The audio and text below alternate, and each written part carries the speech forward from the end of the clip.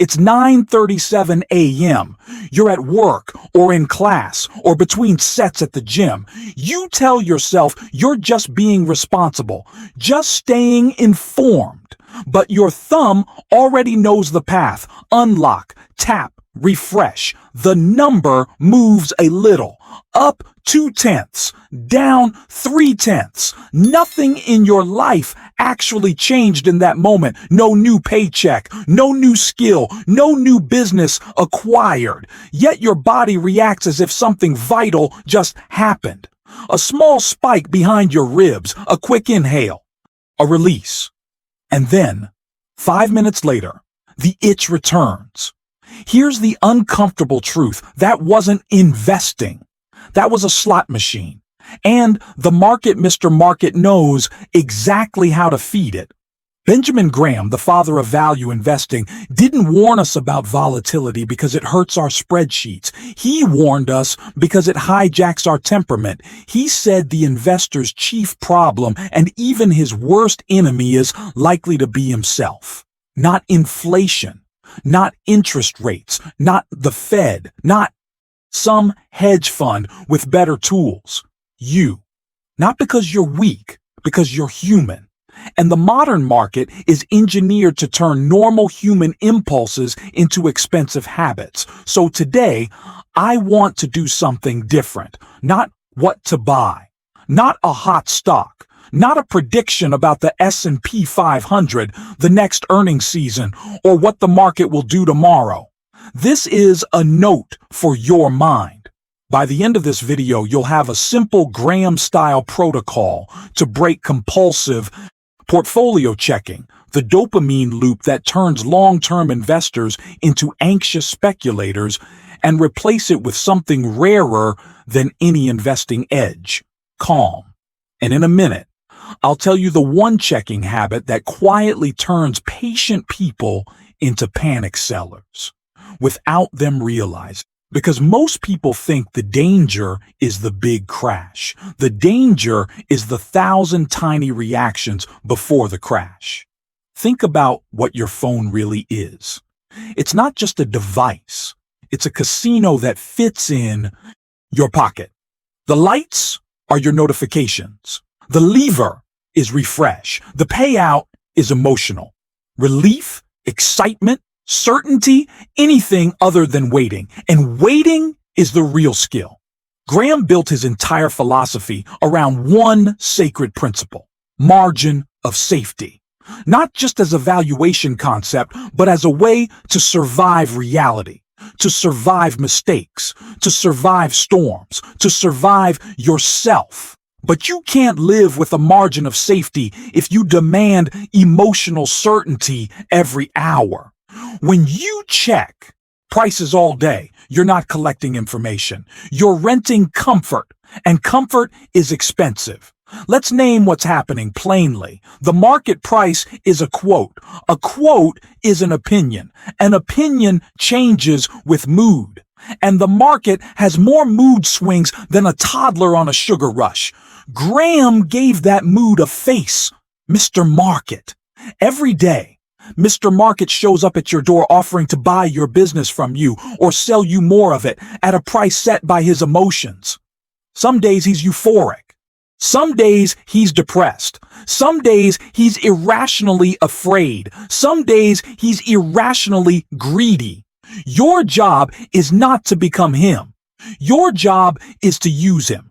But when you check your portfolio 10 times a day, you are letting Mr. Market move into your house. And he doesn't pay rent. He charges you. He charges you with anxiety, with distraction, with impulsive trades, with short-term thinking, with the slow erosion of your identity as an investor.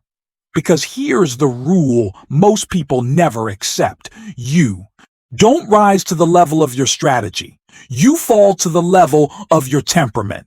You can have a perfect plan index funds, dollar cost averaging, a clean asset allocation, a 401k match, a Roth IRA contribution schedule, and still sabotage yourself by reacting to noise. Noise is not neutral. Noise is a weapon against your patience. And patience is where compounding lives. Compounding doesn't shout, it whispers. It works while your ego gets bored. It works while your friends brag about quick flips. It works while headlines try to scare you into action. But compounding requires one thing most people refuse to give: time without drama. Now let's talk about the hidden cost of compulsive checking. The first cost is obvious: stress. You can't build wealth while your nervous system believes you're under attack. If your mood rises and falls with a red or green number, you're not managing money, you're managing adrenaline. And adrenaline makes you do dumb things. The second cost is more subtle. It changes what you believe. When you stare at price all day, price starts to feel like truth. It isn't. Price is an auction tag. It reflects what someone was willing to pay 5 seconds ago, not what the business is worth. Value is slower than price. Value is revenue, costs, competitive position, balance sheet strength, management quality, and cash flows over years. Value is what you would care about if you were buying the whole company. Price is what you care about when you're buying a lottery ticket. Compulsive checking pulls you from an owner mindset to a gambler mindset. It trains you to ask the worst question in investing: what is it doing today? Graham would want you to ask a better question: what am I getting for what I'm paying? That question cannot be answered by refresh. The third cost is the most dangerous. It creates a reflex of doing something. A small dip feels like a threat. A small rally feels like a signal. Your brain starts searching for meaning in random movement. And once you feel meaning, you feel responsibility. Once you feel responsibility, you feel urgency. Urgency is the cousin of panic. And panic is how long-term plans die. This is how ordinary middle-class investors, good people with real jobs, real families, real dreams, get trapped in a cycle that looks like activity and feels like control, but produces the opposite. You know the cycle because you've lived it. You check the price. You feel tension. You open social media. You see a hot take. You see a chart. You see someone saying, this is the start of the next crash, or this is the next big thing. You feel a pull in your chest. You consider selling just to be safe, or buying before it's too late. You tell yourself it's rational. It feels rational, but it's not analysis. It's a nervous system trying to escape uncertainty. And uncertainty is the admission price of investing. Graham didn't promise certainty. He promised a method to survive without it. He separated investing from speculation with a clean line. An investment operation is one which, upon thorough analysis, promises safety of principal and an adequate return. Operations not meeting these requirements are speculative. Notice what he emphasized first: safety of principal. Safety is not a feeling. Safety is a structure. And that brings us to the habit that quietly turns patient people into panic sellers, checking prices in moments of emotional vulnerability.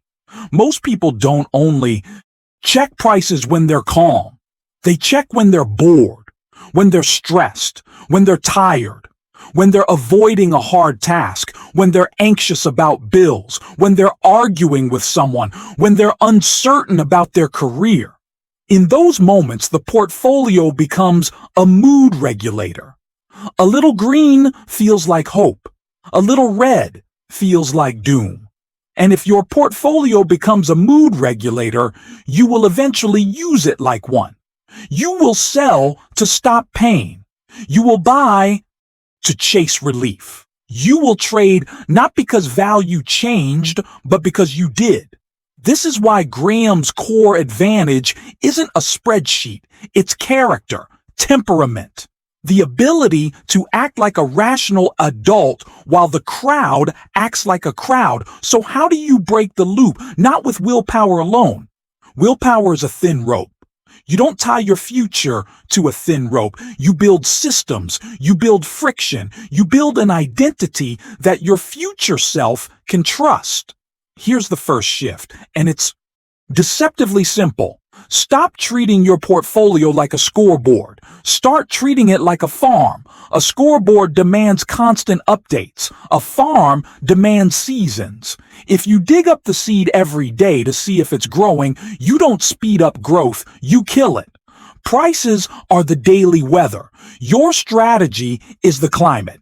An intelligent investor pays attention to climate. So step one is to change what you measure. Right now, you measure price movement. That's why you check. Your brain wants the metric. Give your brain a better metric. Measure your process. Measure your savings rate. Measure your automatic contributions. Measure your emergency fund. Measure your debt reduction. Measure your skill building. Measure your income resilience. Measure your asset allocation. Measure how consistently you execute dollar cost averaging into broad index funds, or how consistently you follow your valuation discipline if you're an enterprising investor. Those are real levers. Refreshing a quote is not a lever. It's a slot pull. And here's the line you need to internalize. If it doesn't change your decision, it doesn't deserve your attention. Does a 0.6% move today change the intrinsic value of the business you own? Usually, no. Does it change your retirement timeline? No. Does it change your plan for your 401k contributions this month? No. So why are you letting it change your mood? Because the app makes it easy. Because the attention economy makes you believe you need constant updates to be responsible. But responsibility is not constant monitoring. Responsibility is building a plan that works without constant monitoring. That's defensive investing in the best sense. Graham designed a path for the honest, busy person, the person with a job, a family, a life, the person who can't read Team K filings all night and doesn't want to pretend they can. The defensive investor's superpower is not brilliance, it's consistency. Now, step 2, create friction. If you want to stop a habit, you don't argue with your brain all day. You redesign the environment. Right now, your environment is built for instant checking. Your phone is in your hand. The app is on your home screen. Notifications are on. Maybe you even have widgets flashing your daily gain or loss like a neon sign. So you do the opposite. Turn off price notifications, all of them. Move the investing app off your home screen, put it in a folder on the last page, or delete it and use a desktop. Log in once a week, log out after you check, make the password long, add a second factor. Not because you're paranoid, because you're serious. If something is truly important, you schedule it. If something is compulsive, you keep it effortless. You want wealth to be scheduled and compulsion to be inconvenient. That's margin of safety for your behavior. And yes, this is investing. Because the biggest risks you face are not only market risks, they're behavioral risks. Graham would approve of any system that reduces your odds of panic selling. Now, step 3, replace impulse checking with a ritual. You don't quit a behavior, you trade it. Your brain doesn't like empty space. If you remove the checking habit without replacing it, the habit will creep back in through a side door. So you create a Mr. Market appointment. One window. On purpose. With rules. For most people, once per week is plenty. For some, every 2 weeks is even better. If you're a pure long-term index investor and you're 401k and Roth IRA, you can go monthly. The point isn't the schedule. The point is the identity. You are not someone who reacts. You are someone who reviews. And when the window arrives, you don't just stare at price. You follow a checklist. Here's a simple Graham-style checklist you can use. First, did anything fundamentally change in my life? Income, expenses, emergency fund, debt, job stability, health, family responsibilities, because your personal balance sheet matters. Second, did anything change in my plan, contribution amounts, asset allocation targets, rebalancing bands, because process matters. Third, if I own individual businesses, did anything change in their reality? Not the stock chart, the reality. Earnings power, competitive position, balance sheet strength, integrity of management. If you don't know, you don't pretend. You either study or you choose a more defensive approach. Fourth, do I need to take an action this week? Contribute, rebalance, tax loss. Harvest if it's appropriate, or do nothing. Notice that do nothing is a valid action. In fact, it's often the best action. Most investors don't need more action. They need fewer emotional mistakes. Now, step 4, learn the difference between information and stimulation. Information is something that improves your decision quality. Stimulation is something that makes you feel something. Your feed is full of stimulation disguised as information, breaking news, hot takes, charts, predictions, arguments, fear, greed. Most of it is noise. Graham's investor lives in a different world, a quieter world, a world where headlines chase attention and you chase intrinsic value. And here is where the plot gets even more honest. The reason you keep checking isn't only the market, it's your relationship with uncertainty. When you refresh, you're trying to force certainty out of a system that cannot give it to you. Markets are probabilistic. Life is probabilistic. Your career is probabilistic. Your health is probabilistic. Your plans are probabilistic. So the question is not, how do I eliminate uncertainty? The question is, how do I build a life and a portfolio that can survive uncertainty? That is margin of safety as a life philosophy. It means you stop living at the edge. You stop living with zero buffer. You stop building a plan that requires perfection. You build redundancy. You build an emergency fund that lets you ignore volatility. You keep debt at a level that doesn't force you to sell at the worst time. You invest in a way that doesn't require heroic timing. You choose diversification that protects you from your own blind spots. And then, when Mr. Market screams, you can be quiet. Because your survival doesn't depend on being right tomorrow.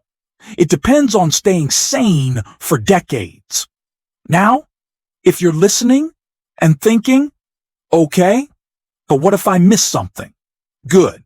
That fear is the hook Mr. Market uses. It's the same fear that makes people chase hype and trends and momentum without a margin of safety. Let's put that fear under a bright light. What exactly do you think you'll miss by not checking 14 times a day? If you're a long-term investor, the only events that truly matter are rare and slow. Major changes in business reality. Major changes in valuation relative to intrinsic value. Major changes in your personal financial situation. Those events do not require minute-by-minute watching. Minute-by-minute watching makes you feel informed. It does not make you informed. It makes you reactive. And reactivity is the language of speculation. There's a line I want you to borrow for the next time you feel the urge. Say it out loud if you can. My job is not to predict. My job is to prepare. Not to predict the next move. Not to forecast the next headline. Not to guess what the market will do after a CPI print or a Fed meeting. Prepare. Preparation is boring, and boring is beautiful.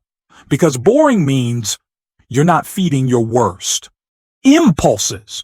Boring means your wealth can grow in silence. Now there's one more layer, a deeper one. This is the part people don't like because it points inward. Sometimes you check constantly because you don't fully trust what you own. You bought something you don't understand. Or you bought based on a story. Or you bought because everyone else was buying. Or you bought because the chart looked good. And now, since you don't have conviction built on analysis, you try to compensate with surveillance. You watch the price because you didn't study the business. That's not a moral failing. It's a signal. Either you become more enterprising, more thorough, more analytical, more owner-minded, or you become more defensive and simplify. Graham respected both paths. What he did not respect was self-deception. So be honest with yourself. If you don't want to do deep analysis, don't pretend you're running a concentrated portfolio of high conviction ideas. That is not investing. That is cosplay. Choose an approach that fits your temperament and your time. For many middle-class investors, the most intelligent move is to automate. Diversified index funds, regular contributions, a sensible bond allocation if appropriate, periodic rebalancing, and a focus on improving the parts of life you can control: income, savings rate, skills, and stability. That is not settling. That is the discipline most people will never master. And if you do want to own individual businesses, then you earn that privilege with work. Understanding financial statements, understanding valuation, understanding competitive dynamics, and most importantly, understanding yourself. Because the enterprising investor has higher demands. And higher demands require a calmer mind, not a more anxious one. So let's put the protocol together in a way you can actually use starting today. Here is your Graham-style no slot machine rule. You are allowed to check prices only when you are in your scheduled window, and only when you have a written reason that could lead to a rational action. If you can't write the reason in one sentence, you don't check. That single rule does something powerful. It forces intention. It turns checking into review. It breaks the variable reward cycle. But your brain will protest. It will say, just a quick look. That's how slot machines talk. So you add one more rule. When the urge hits outside the window, you do a substitution. A substitution is a small owner action that moves your life forward. Here are a few substitutions that take 2 minutes. Open your budget and move $10 extra toward debt or savings. Increase your automatic contribution by 1% if your cash flow allows. Read 1 page of an annual report summary. Write a note in your investment policy statement. I invest for 10+ years. I do not react to daily prices. Do 10 slow breaths and label the feeling. I am feeling uncertainty, not the market is dangerous. Your feelings are real. Your conclusions might not be. Or simply stand up and walk, because sometimes the urge is not financial at all. It's physical restlessness. You are not a portfolio. You are a person, and a person can learn to pause. Now, I promised you a practical challenge, not just philosophy. So here it is. A 7-day reset. You can start tonight. Day 1. Remove the triggers. Turn off notifications. Hide the app. Delete the widget.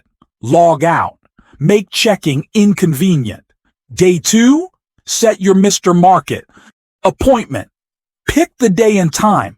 Put it on your calendar like a meeting with a real person, because it is a meeting with your future. Day 3. Write a 5-line policy statement. Keep it simple. Something like, I am a long-term investor. I prioritize a margin of safety. I contribute consistently. I rebalance on schedule. I do not trade my emotions. Day 4. Choose your substitutions. Write 3. Put them in your notes app. When the urge hits, you don't improvise, you execute. Day 5.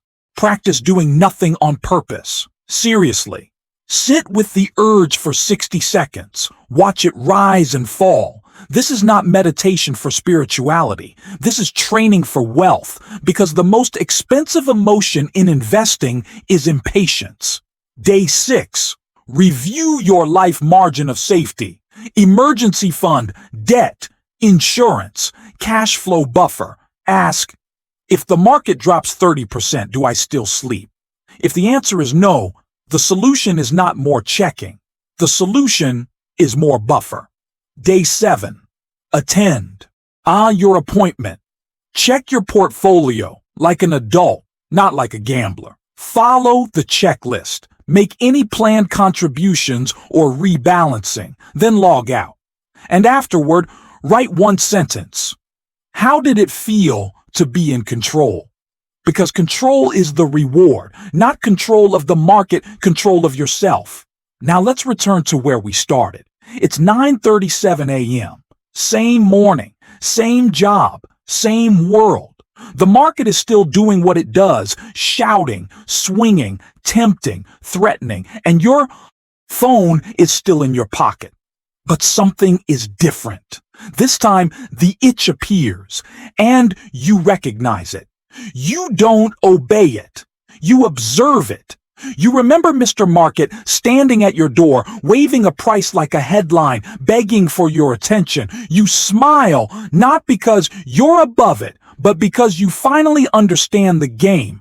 A quote is not a command. A feeling is not a signal. A red number is not an emergency. And a green number is not progress.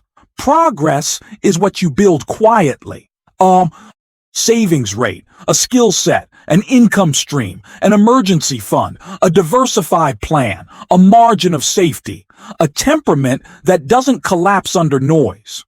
Most people spend their lives trying to time the market. Intelligent investors spend their lives training their mind, because in the end, the market is not a test of intelligence. It's a test of character. So here's your note for today. Stop checking prices like a slot machine. Schedule your attention. Protect your temperament. Demand a margin of safety not only in your portfolio, but in your life. And let time, not dopamine, do the heavy lifting. If you want, leave a simple comment.